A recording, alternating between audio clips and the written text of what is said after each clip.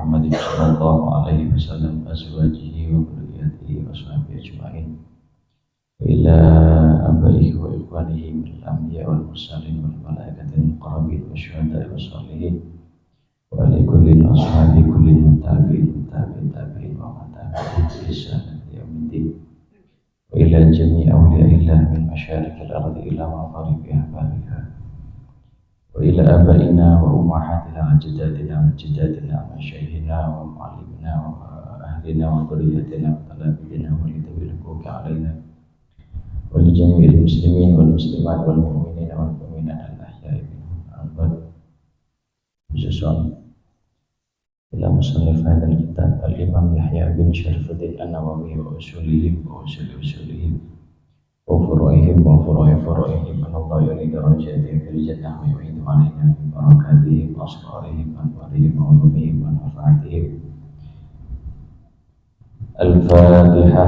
أعوذ بالله من الشيطان الرجيم. بسم الله الرحمن الرحيم. الحمد لله رب العالمين الرحمن الرحيم مالك يوم الدين. إياك نعبد وإياك نستعين اهدنا الصراط المستقيم صراط الذين أنعمت عليهم غير المغضوب عليهم ولا الضالين آمين. على هذه النية وعلى كل صالحة. الفاتحة. أعوذ بالله من الشيطان الرجيم. بسم الله الرحمن الرحيم. الحمد لله رب العالمين الرحمن الرحيم مالك يوم الدين. إياك نعبد وإياك نستعين اهدنا الصراط المستقيم صراط الذين أنعمت عليهم غير المغضوب عليهم ولا الضالين آمين. Assalamualaikum warahmatullahi wabarakatuh. Alhamdulillahirabbil alamin wassalatu wassalamu ala asyrofil anbiya'i wal mursalin sayyidina wa habibina wa syafi'ina wa maulana Muhammadin wa ala alihi wa ashabihi ajma'in. Amma ba'du.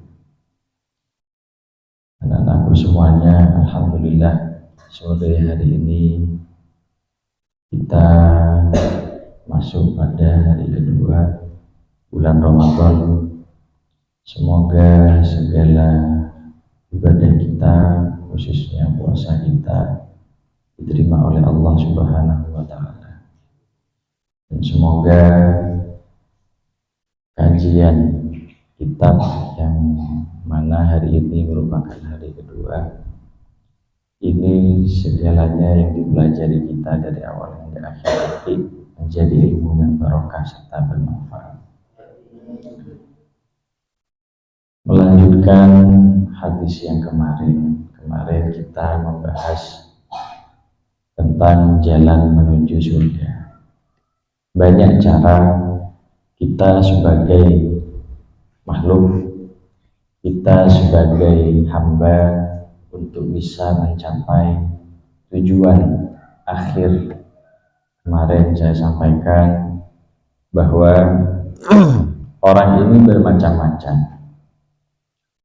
bermacam-macam cara untuk kembali kepada Allah. Makanya dimasukkan atau dibagi dua kategori. Kategori pertama su'ul khatimah, kategori kedua yakni husnul khatimah. Banyak dan mayoritas semua orang atau semua manusia jika ditanya matinya nanti kembalinya kepada Allah, pasti memilih yang nomor dua, yakni husnul khatimah. Maka dari itu tidak ada yang bisa menjamin kita kelak wafatnya seperti apa, akhir atau endingnya seperti apa. Nabi memberi wejangan atau nasihat kepada kita. Nabi memberi cara, memberi kiat agar kita bisa husnul khatimah. Nah, kemarin di hadis yang ke-22 ini seorang sahabat bertanya pada Nabi bahwa, wahai Rasul, aku hanya melaksanakan hal-hal yang wajib. Aku sholat 5 waktu. Puasa di bulan Ramadan, aku puasa. Tidak aku tambah ibadahku selain daripada itu. Apakah aku masih ada kemungkinan masuk surga? Nabi menjawab, ya. Artinya apa? kita ini dalam ibadah sehari-hari, apalagi di pesantren sudah menjadi tradisi bahwa bukan hanya yang wajib yang kita jalankan. Sholat, ambil contoh, bukan hanya sholat wajib 5 waktu, tapi juga sholat sunnah. Pagi kita dibiasakan atau untuk sholat duha, kemudian malam ada sholat hajat, kemudian sholat tahajud dan lain-lain. Begitu pula puasa, kita sebagai santri khususnya di sini tidak hanya diajarkan atau diwajibkan untuk puasa Ramadan, karena itu memang wajib, memang rukun Islam. Nah, kita juga diajarkan puasa-puasa sunnah, contoh puasa Senin Kamis. Ada juga yang puasa Daud, ada juga puasa yang memang dianjurkan di sana berpuasa sunnah. Kita semua menjalankan. Tapi semua ibadah ini jangan sampai membuat kita sombong, membuat kita mengandalkan diri kita. Tidak boleh. Bahwa semua itu yang menyelamatkan kita, kemudian yang membantu kita, itu tidak lain, semua adalah pertolongan Allah. Nah, lanjut pada hadis berikutnya. Bismillahirrahmanirrahim. Qala musannif rahimahullah taala wa nafa'ana bihi wa bi ulumihi fid dharain amin. Al hadisus salis wal ishrun. Adapun ini ialah hadis yang ke 23. An Abi Malik Al-Harith ibni Ashim Al-Ash'ari radhiyallahu anhu qala. Dari Abi Malik Al-Harith bin Ashim Al-Ash'ari radhiyallahu, semoga meridhai Allah anhu, kepada Abi Malik. Qala, berkata, siapa Abi Malik? Qala, bersabda Rasulullah sallallahu alaihi wasallam. Siapa Rasulullah? At-tuhuru, adapun bersesuci, dining bersesuci, dining asa soceh. Syaratul imani, ialah setengah daripada iman. At-tuhuru, adapun bersesuci, satrul imani, ialah setengah daripada iman. Mengapa bersesuci merupakan bagian daripada iman? Percuma sholat kita tumaknina, percuma sholat kita tertib, tapi hukum daripada sholat tidak kita jalankan, yakni bersesuci. Nah, apabila bersesuci atau yang biasa istilah fikihnya wudhu itu tidak kita lakukan, maka nilai sholat kita sekalipun tumaknina, sekalipun khusyuk, tidak sah atau batal. Dan juga orang yang sering bersesuci ini, anak-anak, ini banyak manfaatnya selain resek takjubah. Karena sering bersesuci, menjaga kebersihan diri. Allah itu mendesain atau mengatur, menciptakan tubuh kita, anggota badan mulai dari telinga, mata, mulut, hidung, sedemikian rupa pada saya pemancong. Imun bagian timur, hujan, menyorot, langsung ini, esek. Ada telinganya yang lebar, ada juga yang kecil. Kulit begitu pun, ada kulitnya yang putih, ada yang hitam, macam-macam. Tapi ini semua anak-anak perlu kita syukuri, yakni kita rawat. Salah satunya merawat diri, yakni adalah dengan suci. Ya, perasaan. Oh, di lampu. Ada yang bilang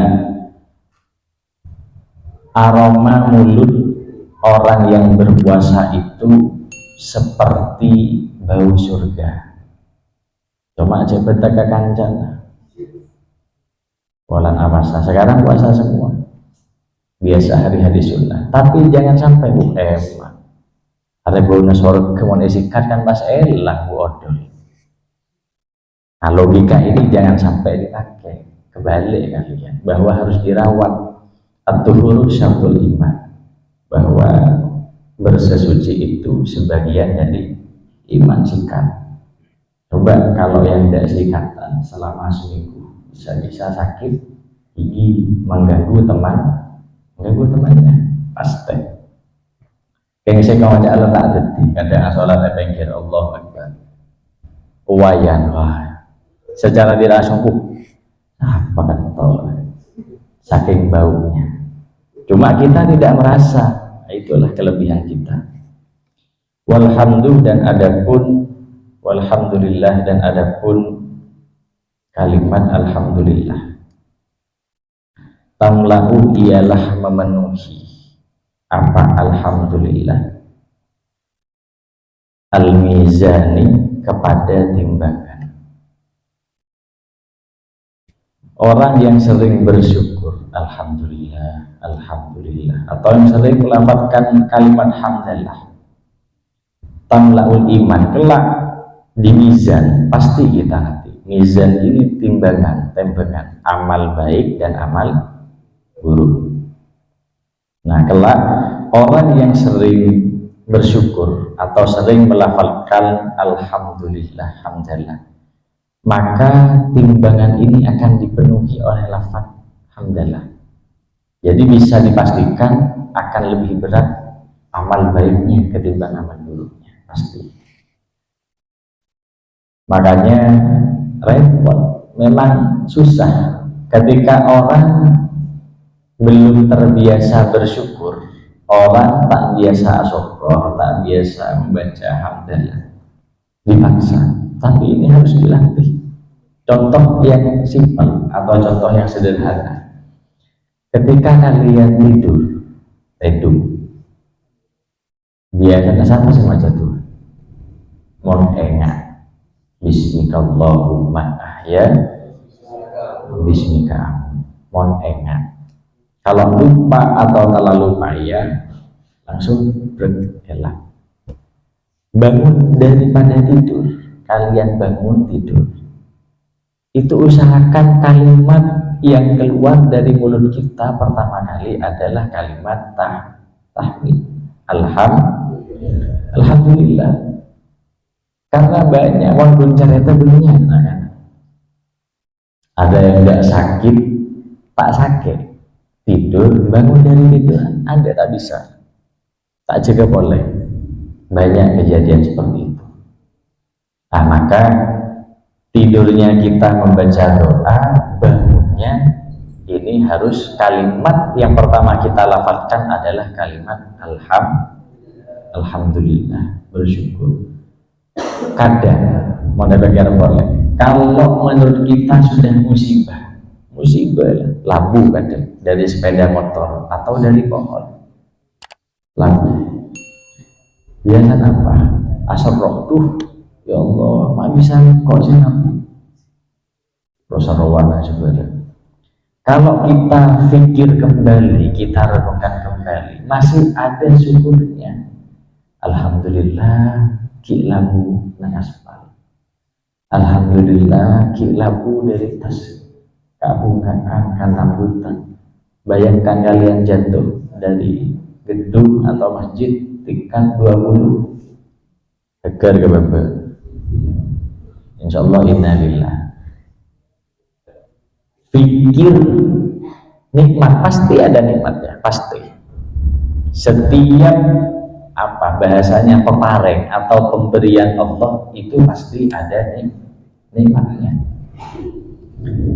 Coba hamba Allah atau orang yang sering bersyukur som-osoman Yang pasti atau yang umum bersyukur adalah ketika sakit, mau sakit, dimah saya tak nyebut deh, tak usah sampai sakit parah, dikasih sakit gigi saja, satu gigi kenikmatannya dicabut oleh Allah, satu gigi sementara cuma cabut, ya Allah, benar saya nyebut, ya Allah, Gusti tobat atina pada ketika atau pada saat itu sakit tipes misal, sama dokter disarankan tidak boleh makan kecut, tidak boleh minum es, tidak boleh makan pedes, nang sana nakapi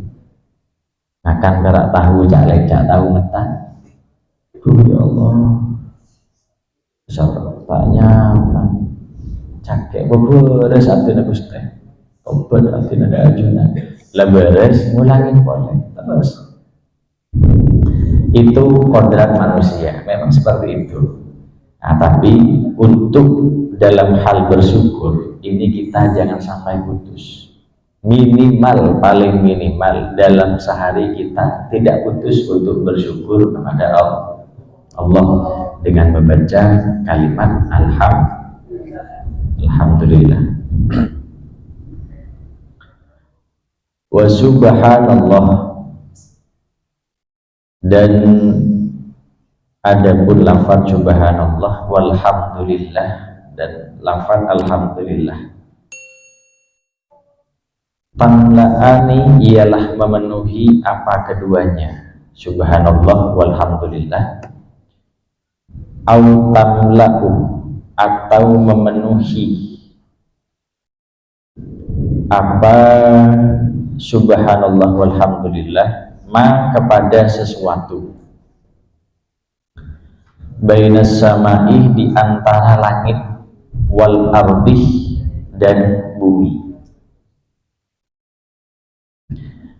atau lafaz subhanallah walhamdulillah ini juga lafaz yang bisa memenuhi antara langit dan bumi. Tak kebeter. Jadi Nabi sudah memberi apa istilahnya, memberi trik kepada kita. Kalau kita ingin memperbanyak pahala di sisi Allah, memperbanyak pahala di sisi Allah, tidak usah bingung lagi. Nabi Muhammad sudah menjalankan, sudah mewanti-wanti, sudah memberitahu kepada kita bahwa orang yang sering melafadzkan alhamdulillah dan juga subhanallah itu antara langit dan bumi dipenuhi oleh Allah apa? Rahmat kepada orang yang sering membaca. Nah, maka dari itu sekarang kita tinggal memilih atau kita tinggal melakukan sudah. Caranya sudah ada. Caranya sudah ada, bacaannya sudah diajarkan oleh Rasul, tinggal ke pribadi kita sendiri akan melaksanakan atau tidak. Kemudian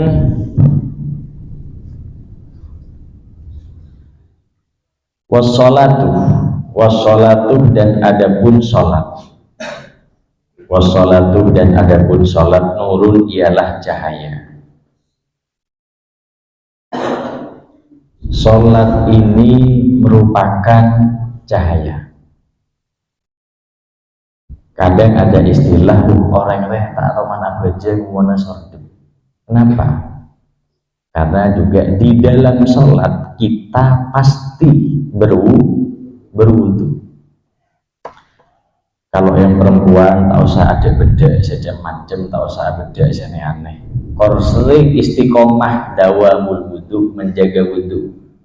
Sekarang wudu nanti batal, umpama buang air kecil atau buang air besar atau angin meloloh saya keluar, segera wudu agar tak pegel.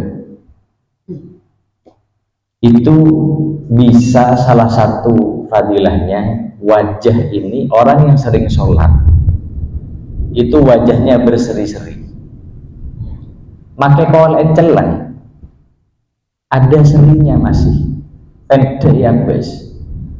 Nah, kebalikannya sekalipun kulitnya putih, mon tak tahu mang asolat, tak tahu mang awudu, hari sordep, apa boleh saya celeng, tak bejeng pas tak wudu, itu double. Sholat juga bukan hanya semata-mata perintah dari Allah. Kalau kita telusuri, kalau kita kaji kembali, gerakan-gerakan sholat ini luar biasa, mohon berfaham. Bahkan yang meneliti tentang gerakan sholat ini adalah orang non-muslim, dia dokter. Jadi dokter kebugaran tubuh, dokter kesehatan meneliti tentang gerakan sholat. Ternyata di setiap gerakan sholat ini manfaatnya luar biasa untuk kesehatan. Ruku, posisi yang benar. Ruku seperti apa? Sujud, duduk tasyahud awal. Semua gerakan itu ada manfaatnya. Menyembuhkan penyakit jantung, gagal ginjal. Ya mau bajanya saya lekas, saya nggak ben. Ruku tak sampai lurus, sujud ya jak sekejap. Itu semua ada manfaatnya, ada manfaatnya. Sholat, gerakan-gerakan sholat. Jadi kalau kita kaji secara mendalam apa yang sudah dibawa atau diajarkan oleh Rasulullah, ini tidak ada yang tidak bermanfaat, baik dari segi kesehatan maupun dalam ilmu sains. Semua ini bermanfaat. Contoh, saat makan nasi, kenapa tidak boleh kita tiup? Serop kui mulut, pakai mulut. Kalau dikipas tidak masalah kalau nasi, karena mengandung apa? Kita menghirup apa? Oksigen, kemudian mengeluarkan karbon dioksida. Lah itu apabila bertemu dengan uap nasi, maka akan menyebabkan jantung. Harus secara medis. Rasulullah tidak sampai sedetail itu, cuma akhir-akhir ini dikaji ulang oleh ilmu sains. Jadi banyak manfaatnya. La tashrabanna ahadukum qa'iman, jangan kalian minum dalam keadaan berdiri. Beneran ulako Nabi. Pasti ada manfaatnya. Pasti ada manfaatnya semuanya. Wassadaqatuh, dan adapun sedekah. Burhanun ialah bukti. Tak usah ke orang melarat, tidak usah orang yang miskin, orang yang kaya pun kalau masih hatinya belum terbuka, maka sangat sulit untuk bersedekah. Bahkan kata Nabi Muhammad, as-shadaqatu burhanun, sedekah itu adalah bukti bahwa kita beriman kepada Allah, bukti bahwa kita cinta kepada Nabi Muhammad. Orang yang bersedekah itu tidak ada syaratnya. Orang yang sedekah kudu soki, tade. Orang yang bersedekah harus punya pekerjaan, ini tidak ada syaratnya. Siapapun orangnya, miskin, kaya, pekerjaan apapun itu, dari kalangan apapun, jika ingin bersedekah maka tetap mendapatkan pahala, kecuali ada kecuali ada unsur riya. Maka hati-hati kita. Kalau di dalam ilmu tasawuf ada bab khusus membahas tentang qalbun, tentang hati, gerak-gerak hati. Umpama Jumatan, atau jangan Jumatan, Yang kumpul itu biasanya nanti ketika sholat Idul Fitri atau Idul Adha. Biasanya kan ada kotak keliling, kotak amal. Sebelum berdiri tangga masjid lah tok orang atau lekat di ajolen pesek sambil epat lipat sebelum memasukkan ke kotak atau le kanan kiri. Rojunah untuk dilihat. Pemasok lah, jalan kotak.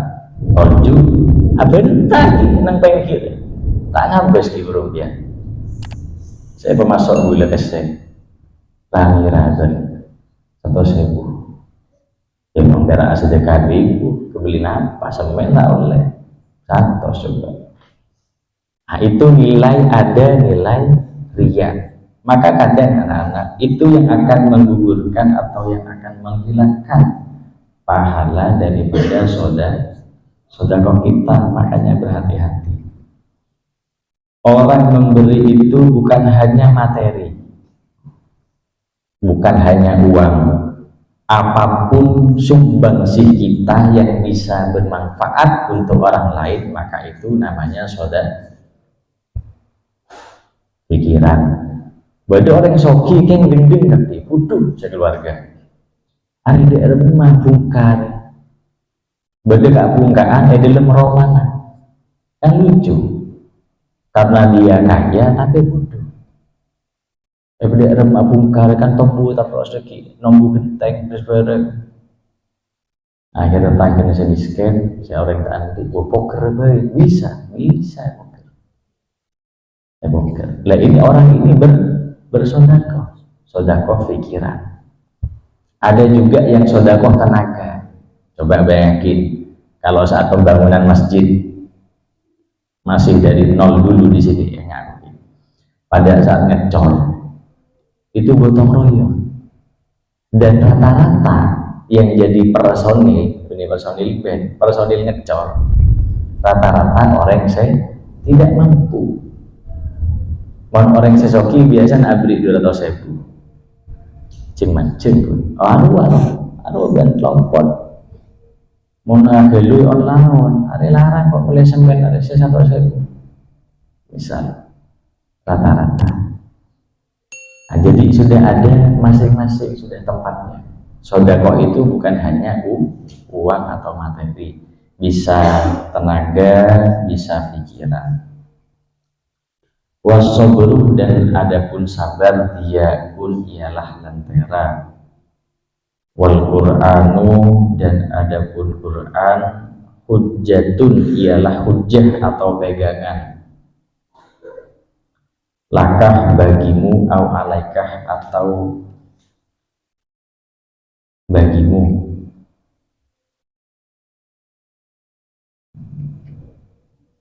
Sumber hukum Islam yang pertama adalah Al-Quran. Semua permasalahan rujukannya yang pertama Al-Quran.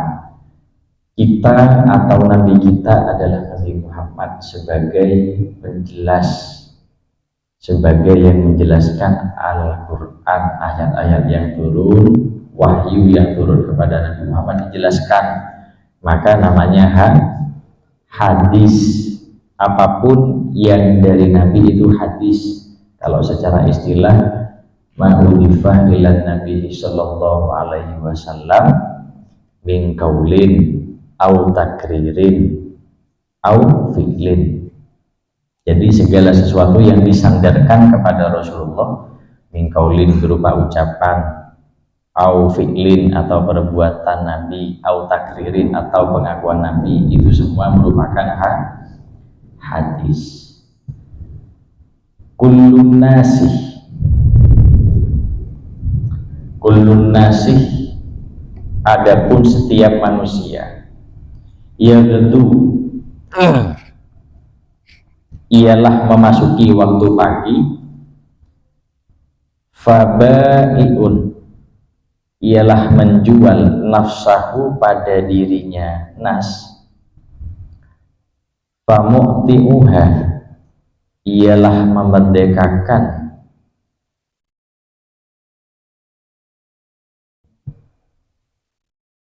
au mubiquha atau membinasakan.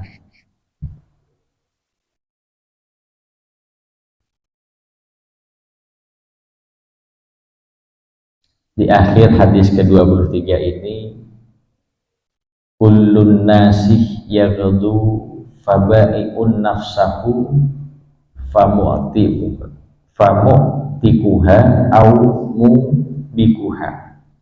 Setiap hari atau setiap pagi manusia, bahasa di sini fabai'un, menjual, tergantung kita nanti setiap harinya. Nah, semua tingkah laku kita ini ada resikonya, konsekuensinya. Bisa nanti baik, sifatnya membangun, atau malah sebaliknya menghancurkan atau membinasakan diri kita. Kadang tanpa sadar kita setiap pagi masih diberi kesempatan oleh Allah untuk hidup. Jaga sombong, tanpa jaga TV. Itu nikmat yang luar biasa loh, tapi jarang kita sadari. Kadang jaga guntara kami, marah kami, tedung boleh.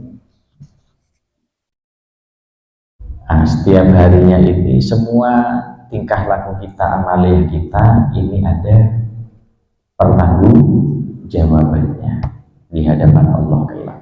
Nah, semoga khususnya di bulan Ramadan ini semua amal-amal kita diterima oleh Allah Subhanahu wa Ta'ala, dan juga puasa kita dari kemarin hari pertama nanti sampai terakhir, semua ibadah kita khususnya puasa diterima oleh Allah dan dikuatkan iman dan takwa kita oleh Allah Subhanahu wa Ta'ala, sehingga semua tingkah laku kita, haliyah kita, khususnya hati kita dijaga oleh Allah Subhanahu wa Ta'ala. Allahumma a'lam bishawab. Al-Fatihah.